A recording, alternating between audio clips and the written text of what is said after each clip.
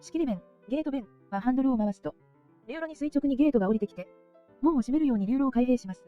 流れを完全に遮断するために使われます。玉型弁、グローブ弁は流れの向きを1回変えて、その流れに向かって弁を開閉しに行く構造です。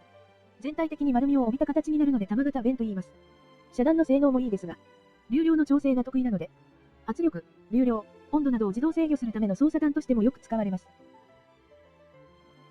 ボール弁は、穴の開いたボールがくるくる回ることで流路を開閉します。流量の調整はあまり得意ではなく、主に遮断用に使われます。ボールと配管の間にあるボールシートという部品がすごく重要で、これによって流体の漏れを防いでいます。バタフライ弁は円盤をくるくる回して流路を開閉します。